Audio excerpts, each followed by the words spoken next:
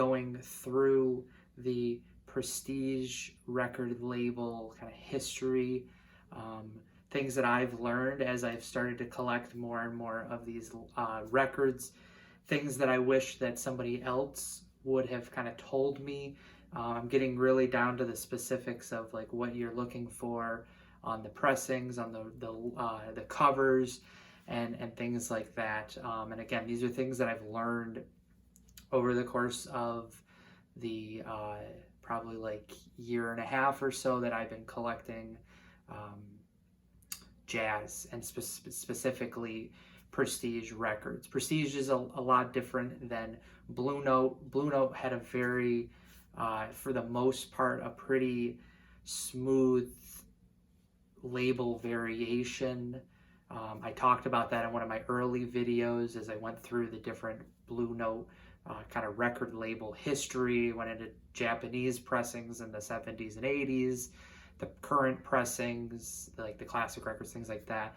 And it was pretty uniform with like, up until like 1957, those had the Lexington Avenue labels, and then it went to the New York 23, and then the 47 West 63rd without the ink, things like that. But with Prestige, it can be kind of all over the place. You can have one record that has this label, and then the record that has the catalog number right after that may have a slightly different label and things like that. So I'm going to kind of point those things out in this video. Hopefully you do learn something in this video. And if you do, I would love to hear what you kind of enjoyed from this video. So we will get started. I'm just going to kind of go through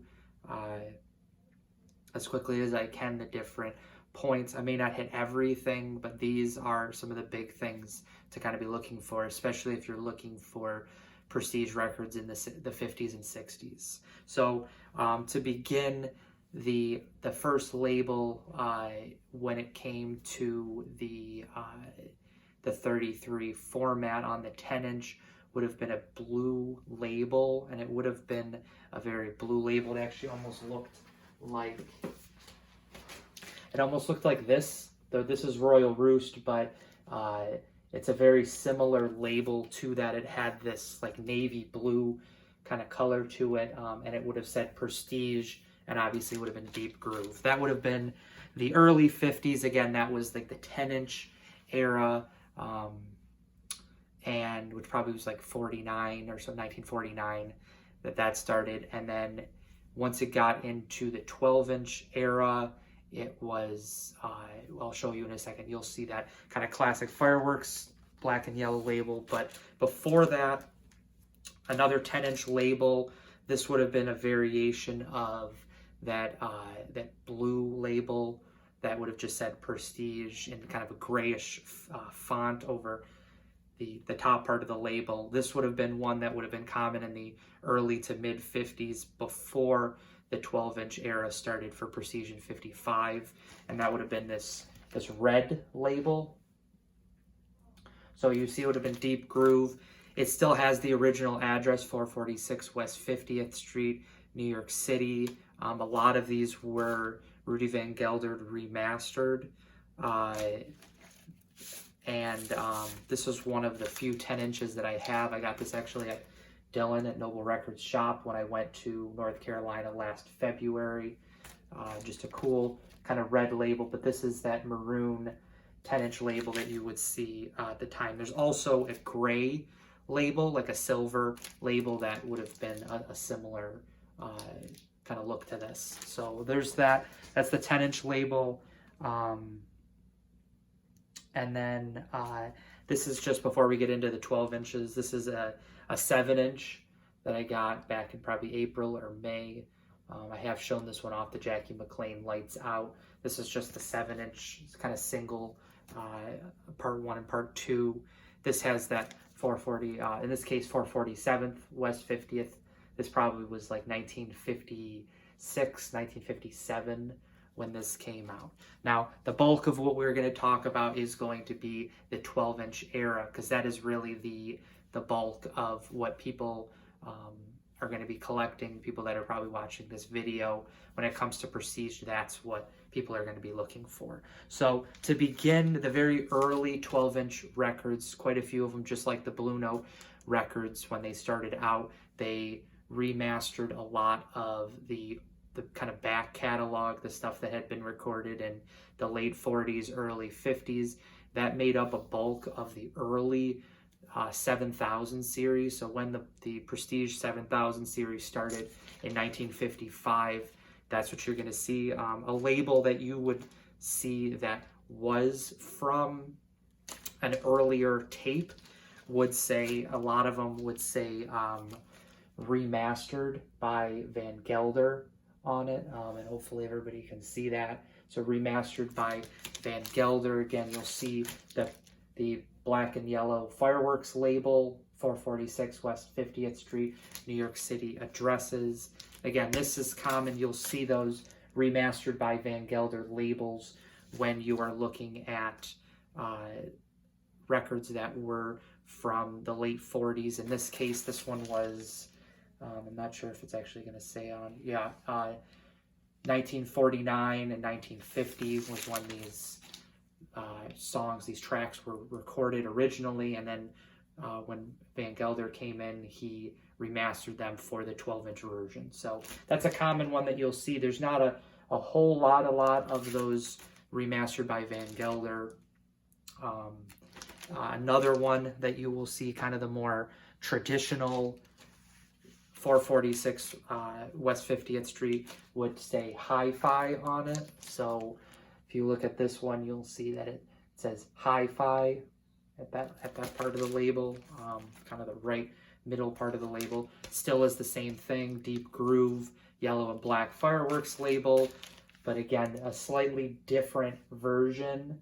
And in some cases, one of the records that I actually will be showing off in my next most recent finds, the earliest pressing of it said remastered by Van Gelder, but then that same year when it came out in 1955, there was actually a pressing that said Hi-Fi on it.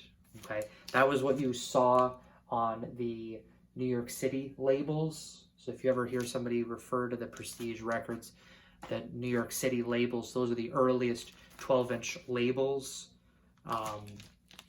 And in terms of what you're going to kind of see, you'll see the Hi-Fi, you'll see H-I-F-I being used to describe that. But as you move through, as we went to the next set, so when Prestige moved headquarters from the 446 West 50th Street address, actually before we get to that, something else that also happens around 1950, like 1956, 1957, is that at the bottom of the label, in this case, you're not going to see it, but the bottom of the label, when you're looking at the address, what you're actually going to see is you won't see 446 West 50th, you'd actually see 447th West 50th. So when the record label was starting to expand and they were starting to press a lot more records, they needed to get a larger space for the headquarters, for kind of the business end of the record label. And so they moved across the street as well, or they bought or at least rented the building across the street that had 447th West 50th, New York City. So it still had the same New York City labels, except sometimes the early pressings would say 446 West 50th. Those later ones would be 447th. The other thing that I wanted to point out was when it came to some of the very early Prestige labels, what you're going to see, this is something that I came across this summer when I had bought this one, the Lee Konitz. Sometimes it's called Subconscious Lee. That's what it's kind of later, when it did get repressed in the 60s, that was what the title of it was that if you look at the bottom, you'll see the address, but on some of the later ones, you'll see it'll say like product of GEM albums. So the GEM labels was the printing company for Prestige. That was what provided the kind of the fonts that were used. That was what provided them with the covers but for a while they were using a different company. And again, it wasn't until a little bit later that you will start to actually see that it was a product of GEM. And I don't believe, let me see if it's on this one. Yes, you will see that on the next one. So as we move through, this one isn't going to be an original, but this one shows the next set of labels. So in 1958, when Prestige moved, they moved to 203 South Washington Avenue, Bergenfield, New Jersey. So they moved into New Jersey out of New York City. And what you will see is in this case, this is one of the ones that was at a transitional point when this was pressed. So this was originally from 1957. And then this is like a 1958 repress. So this was right at the beginning when the labels had changed. You will see in this case, you'll see the label that's at the top, the 203 South Washington Avenue, Bergenfield, New Jersey, usually just called the Bergenfield, New Jersey labels, just like the original being the New York City labels. This one still says Hi-Fi on it. So you'll see that as being kind of part of the label. That started to get phased out when they moved into New Jersey. What you'll see on the labels then is High Fidelity. Okay, you'll see either the word High Fidelity, sometimes it's all in caps. Some early ones also just said high, like H-I, and then the word fidelity. So those kind of vary. Again, a lot of this information for these early, especially the fireworks labels, the New York City and the Bergenfield, New Jersey. The purpose of these, or what I'm kind of discussing right now, is to be able to tell the difference between the pressings. This is just information, as I said at the beginning, that I've kind of picked up on, and I do believe it is worth noting. So this one is the one that I was talking about, where you'll see that printed and published in GEM. I'm going to try to get as close as I can. GEM Albums Inc., New York. Again, that was what was the original, or not the original, that was what they moved to in probably like 56, 57 or so. They moved, and they were using that as the printing company to produce the record jackets themselves. That can be a sign of an early press. So if you had, in the case of that Lee Conants one that I just showed just a few minutes ago, the early pressings, including the one that I have, does not say printed or published and printed by GEM Albums New York City. So that can be a sign of being able to determine the original pressing versus like a second pressing. Again, this is something that I've really dived into when I've gotten into jazz. I've been very interested in learning the label variations and just kind of being able to determine what it is. But this can be, in some cases, can be all over the place, as I said at the beginning. Okay. Another one that will have the, this one still has the, I'm actually going to start taking the records out. I think it'll be easier to see.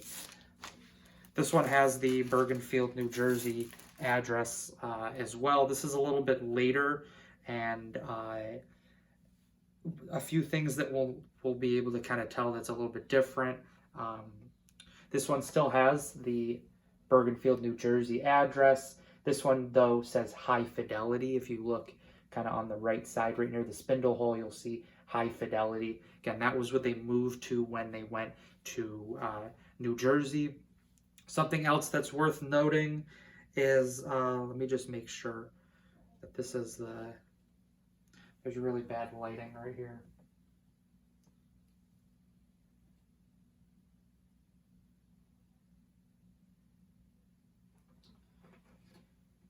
I don't think I see that on this one, but one thing to kind of look for, and what ends up occurring, not as much on the New York City or the very early Prestige record labels themselves, but the most common, just like with Blue Note, their go-to pressing plant was the Plastillate plant in New Jersey.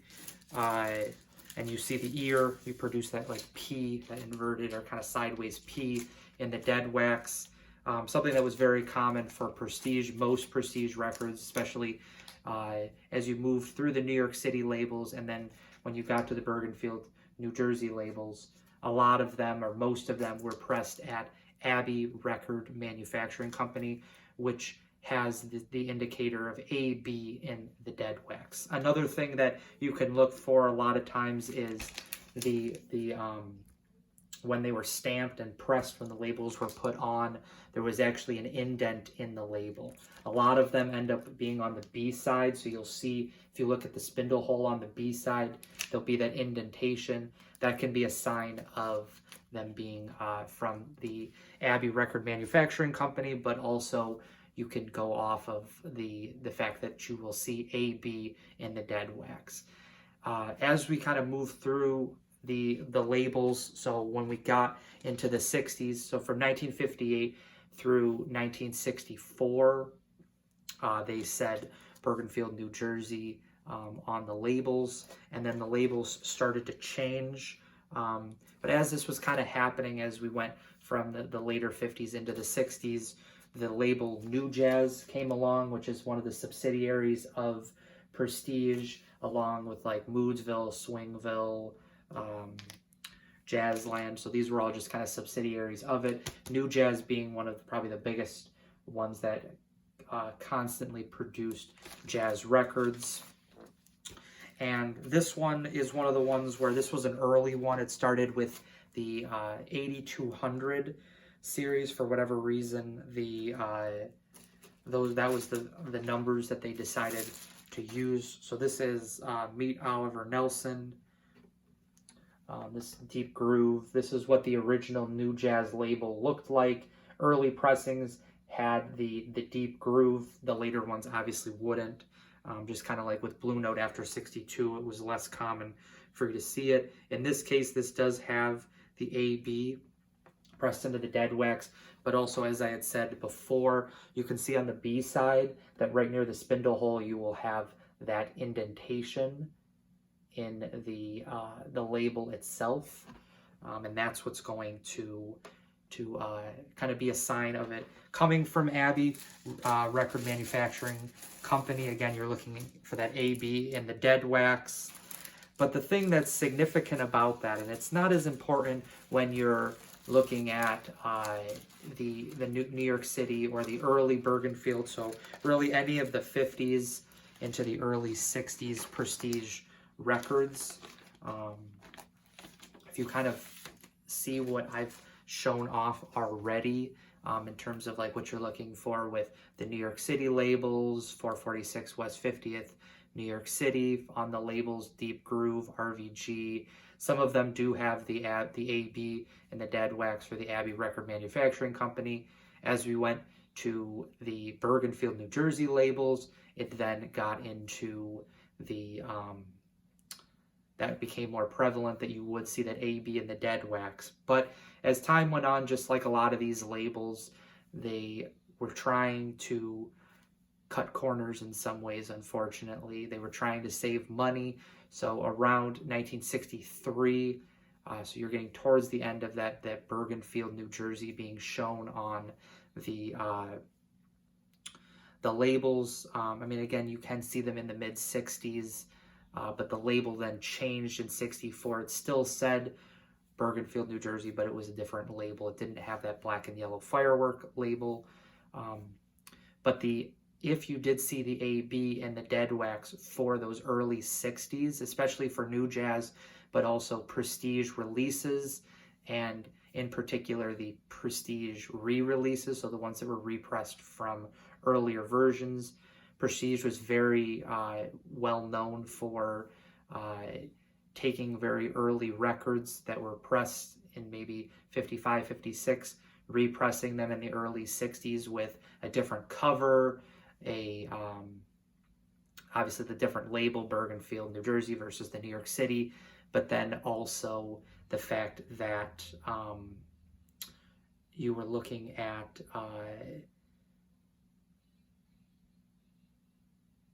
you were going to be looking at a different catalog number. So they weren't just repressing them and then keeping them with that same original catalog number. They would just kind of add that to the already increasing series. So if they were up to 7,300 by the time you got to the early 60s, a repress could be 7304, and then 7305 could be a brand new release at that time. And so that was very common for Prestige, re-releasing new covers, new labels.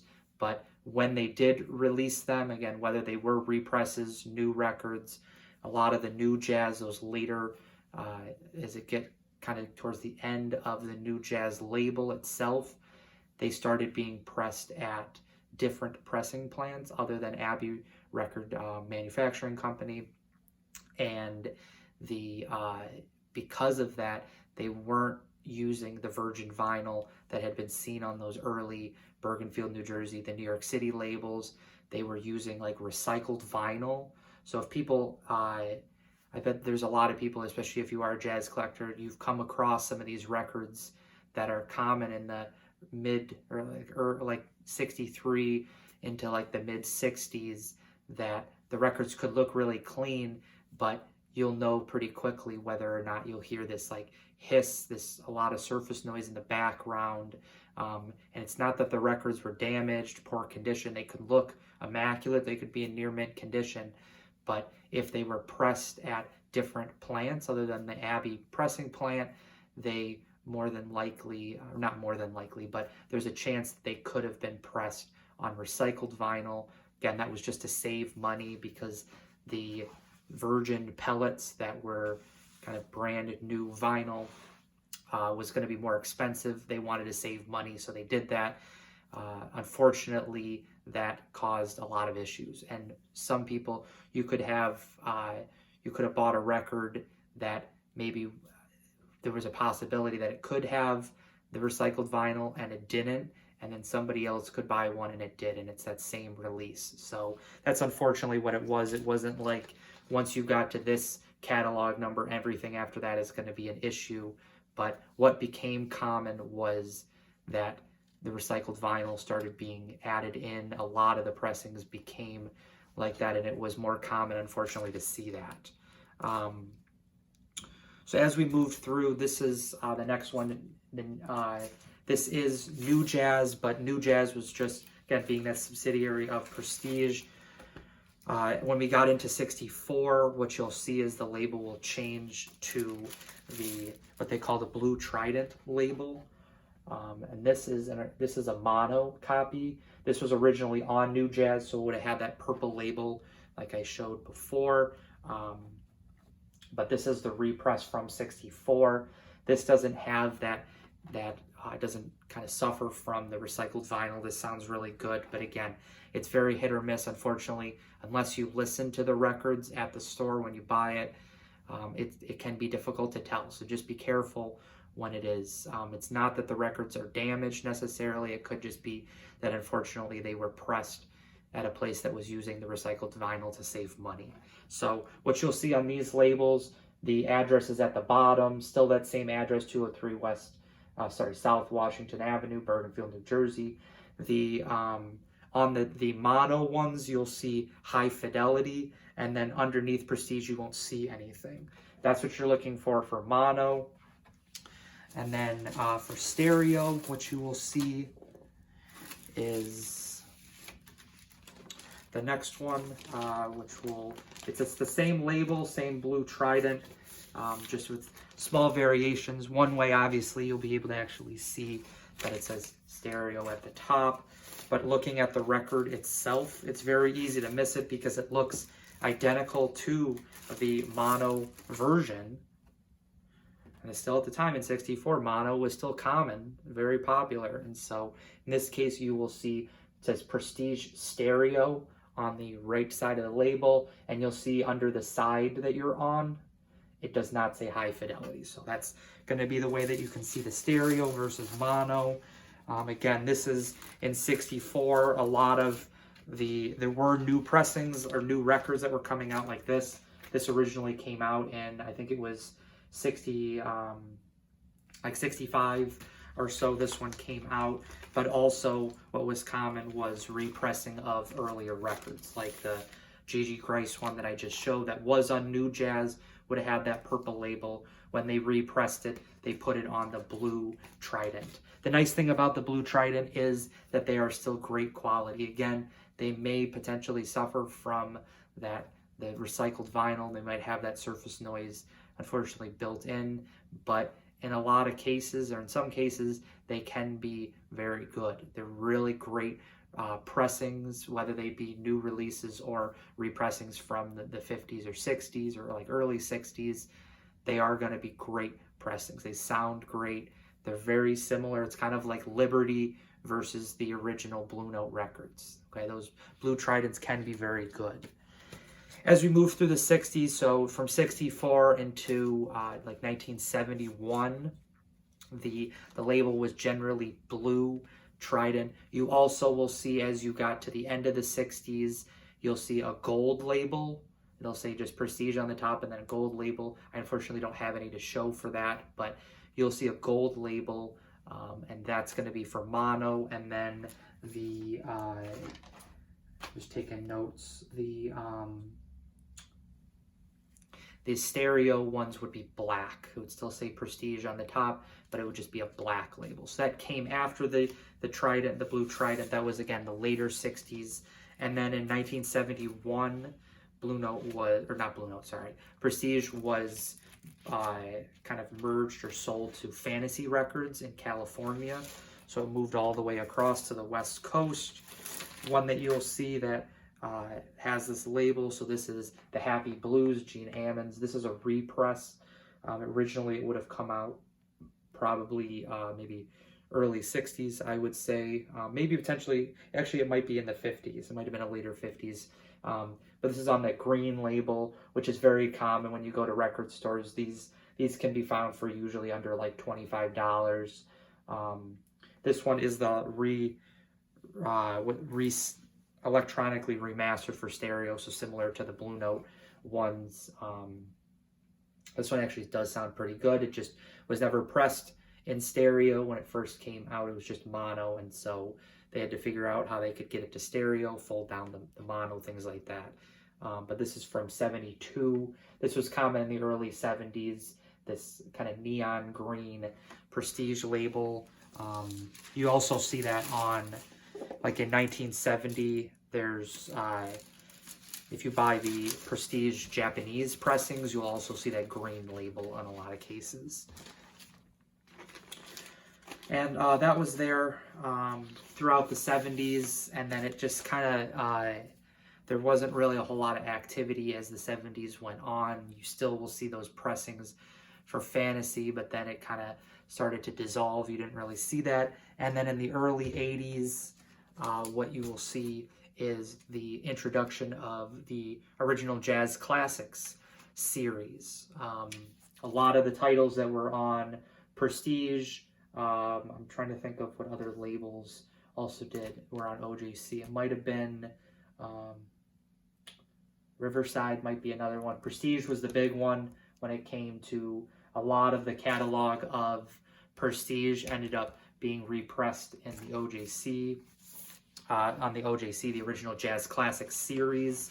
They mimic the same label. They're not going to have exactly the same label, but they do mimic that black and yellow Fireworks label that you saw on the 50s copies all the way into the early 60s or 64 for Prestige until they went to the Blue Trident label. But this is, you can obviously tell that it's an OJC two ways.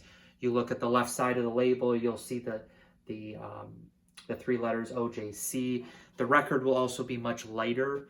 I think I remember reading they're like 118 grams for that.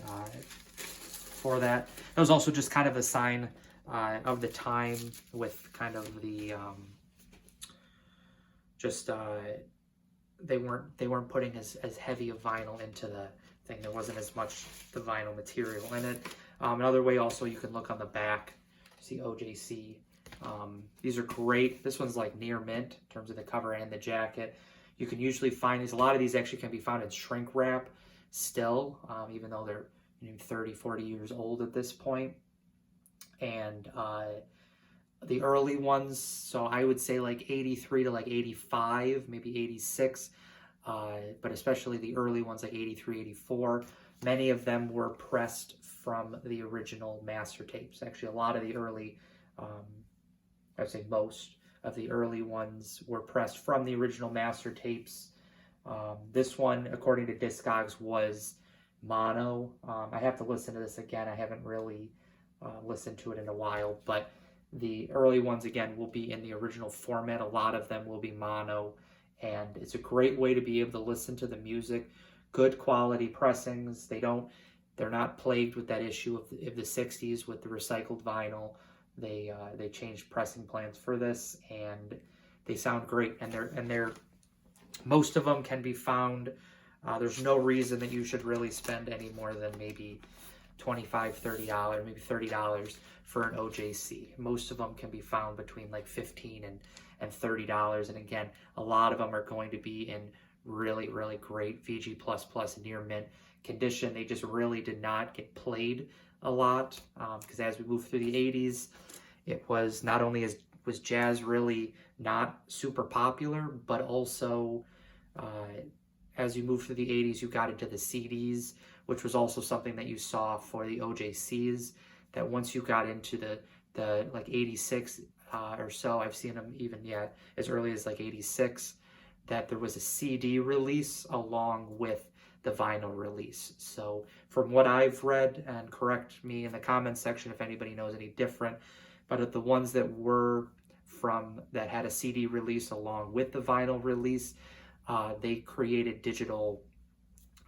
files from the tapes, or they got like whatever it was, copy tapes, and it was a digital to vinyl transfer. So they created the CDs, and then they took that recording and they put that on the record. So it was like a digital to vinyl. And obviously once you got into the 90s, those OJCs are going to be digitally recorded, or digitally mastered, I should say. And then kind of as you continued into the 90s, just like really every genre, vinyl was really out the door, and CDs were becoming a lot more popular. But then when you got into the maybe mid to late 2000s, 2005, 2008 or so, you started to see some of these high quality audiophile labels, especially Analog Productions, decided to re-release a lot of the catalog. This one actually was from 2013, so it probably was maybe like 2010 was when that started. And I don't really know a whole lot about the more modern side of Prestige and how the records have been pressed. I know from this one they recreated, and I think with Analog Productions they do that. This is very sturdy. This is a real heavy weight for the vinyl, and I think this is actually 200 grams. I'm pretty sure 180 or 200 grams. This has the same label that you would have seen on the originals. Obviously, the only thing that differs is right at the bottom of the label you'll see the copyright for 2013 Analog Productions, but the labels themselves are repressed. This is what you would have seen if you bought this new 446 West 50th, New York City, the Hi-Fi right next to the spindle hole, and just a really authentic product, really trying to get as close as you can to the originals. And this was just a great one and worth picking up. These aren't necessarily super cheap. When I did buy this one, which was back in like April, they still were available on Acoustic Sounds. So if you're interested in this record or some of the Analog Productions Prestige records, this is Acoustic Sounds is a great way to go. So yeah, that's kind of an overview of the labels, what to kind of look for on the pressings themselves, and again, just being able to look at the different labels. There is more kind of specificity with specifically what you're looking for on the label, especially with those really early ones, because some of them say remastered by Van Gelder, that represents the original pressing, but then ones that came right after that, they say hi-fi. So it's really, most of the ones that say the remastered, again, were coming from, actually they all were coming from prior recording sessions that they then, Van Gelder came in and remastered. The rest of them were ones that were just being pressed at the time. Okay, the ones that were being recorded and released in 55 when they started the 12-inch. So I hope that everybody enjoyed this video. Again, if you learned something new, please let me know in the comments section. I'm planning on doing a kind of follow-up to the Blue Note video sometime soon, so kind of be looking out for that. But if you did enjoy this video, please think about liking and subscribing, and I will see you in the next vinyl video. Bye.